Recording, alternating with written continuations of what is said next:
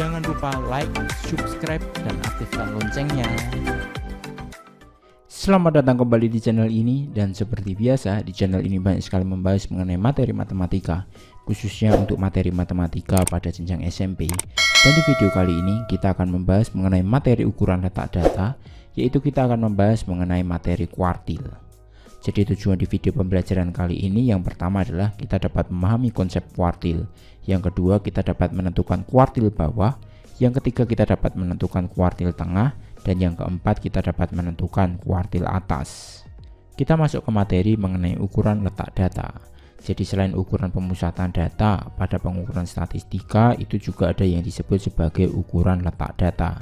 Jadi suatu data itu tidak hanya dapat dibagi menjadi dua bagian sama besar, yaitu median, tetapi juga kita dapat bagi menjadi 4, 10, atau bahkan 100 bagian yang sama. Macam-macam ukuran letak data itu ada yang disebut sebagai kuartil, desil, ataupun persentil. Nah, di video pembelajaran kali ini kita hanya akan membahas mengenai kuartil ya. Kemudian untuk menentukan nilai ukuran letak data, langkah awal yang harus kita lakukan adalah kita mengurutkan data terlebih dahulu dari nilai terkecil hingga ke nilai terbesar. Kemudian kita masuk ke materi kuartil. Jadi kuartil itu adalah nilai pembatas. Perlu diingat-ingat ya, nilai pembatas itu adalah kuartil yang membagi data terurut menjadi 4 bagian yang sama. Jadi nanti akan ada 3 kuartil atau nilai pembatas. Nah, kuartil itu terdiri dari 3 macam. Yang pertama adalah kuartil pertama, itu disimbolkan sebagai Q1 atau nama lain dari kuartil pertama itu adalah kuartil bawah.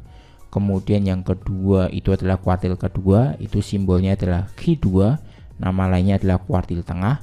Perlu diperhatikan bahwa nilai Q2 atau kuartil tengah itu nilainya sama dengan mediannya, yaitu nilai tengahnya. Kemudian yang ketiga adalah kuartil ketiga, simbolnya adalah Q3, nama lainnya adalah kuartil atas. Jadi suatu data itu bisa dikelompokkan menjadi seperti ini ya. Jadi X-min ini adalah data yang paling kecil, sedangkan X-max ini adalah data yang paling besar. Ini data terbesar, yang ini data terkecil. Kemudian nilai tengah-tengahnya itu ada di Q2. Jadi Q2 itu nanti nilainya sama dengan median. Kemudian untuk Q1 itu terletak di tengah-tengah antara data minimal dengan data mediannya. Sedangkan yang Q3 ini letaknya di tengah-tengah antara mediannya dengan data maksimalnya. Kemudian kita masuk ke bagaimana cara menentukan kuartil. Jadi untuk menentukan kuartil itu ada beberapa tahap yang harus kita lakukan. Yang pertama tentunya kita harus mengurutkan datanya terlebih dahulu dari yang terkecil hingga ke terbesar. Kemudian kita menentukan medianya atau kuartil tengahnya atau Q2-nya itu. Jadi kita menentukan nilai tengahnya.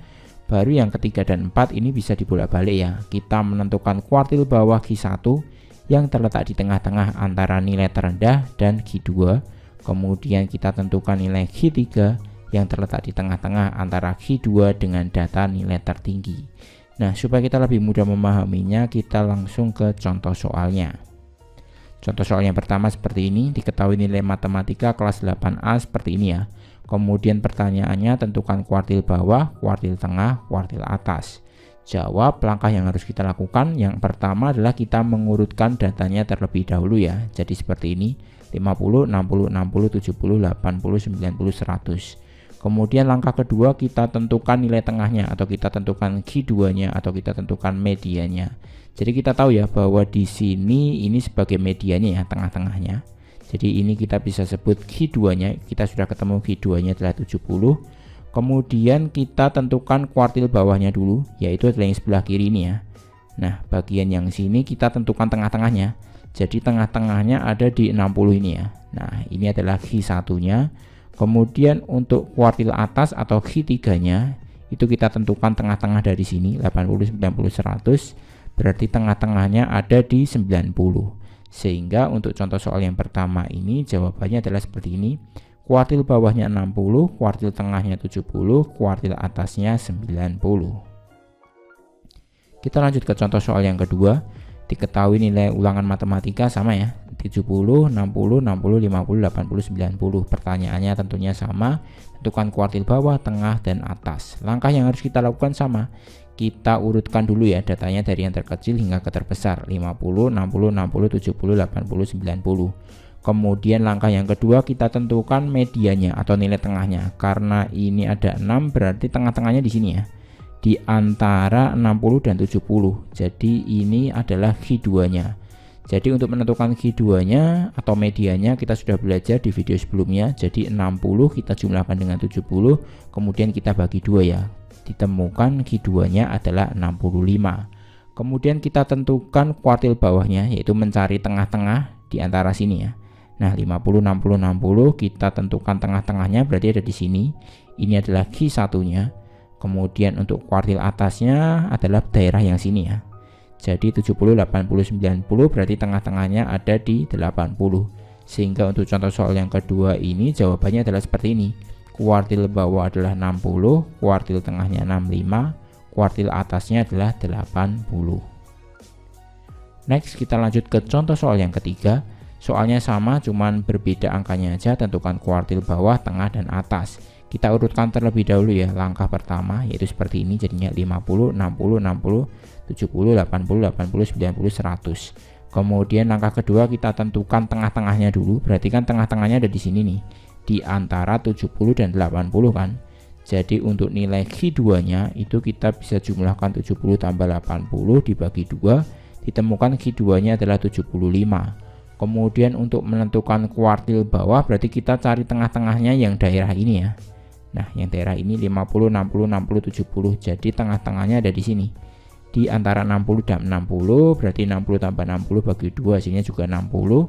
Kemudian untuk kuartil atas atau Q3-nya kita tentukan tengah-tengahnya dari sini ya. Jadi 80, 90 di antara ini berarti Q3-nya adalah 80 tambah 90 dibagi 2 hasilnya adalah 85. Jadi untuk contoh soal ketiga ini kita bisa tuliskan kuartil bawahnya 60, kuartil tengahnya 75, dan kuartil atasnya 85. Next kita ke contoh soal yang keempat. Soalnya sama, cuman beda angkanya aja. Kemudian tentukan kuartil bawah, tengah, dan atas. Langkah awal yang harus kita lakukan tentunya kita mengurutkan data yang terkecil hingga ke terbesar. Jadinya seperti ini. 50, 60, 70, 70, 80, 80, 90, 100, 100. Kemudian langkah berikutnya kita tentukan medianya ya, atau Q2-nya berarti terletak di sini ya. 80 ini sebagai Q2-nya.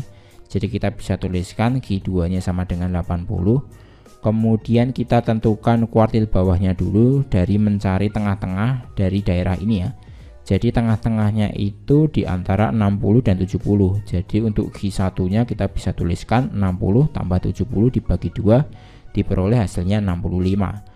Kemudian untuk Q3-nya atau kuartil atasnya berarti kita mencari tengah-tengahnya di antara ini ya. Daerah ini berarti tengah-tengahnya ada di 90 dan 100. Berarti Q3-nya kita bisa tuliskan 90 ditambah 100 dibagi 2 akhirnya ditemukan 95. Sehingga untuk contoh soal yang keempat ini kita bisa tuliskan bahwa kuartil bawahnya itu 65, kuartil tengahnya 80, dan kuartil atasnya adalah 95. Oke, cukup sekian pembahasan kali ini. Untuk materi selanjutnya kita akan bahas di video berikutnya. Sampai jumpa.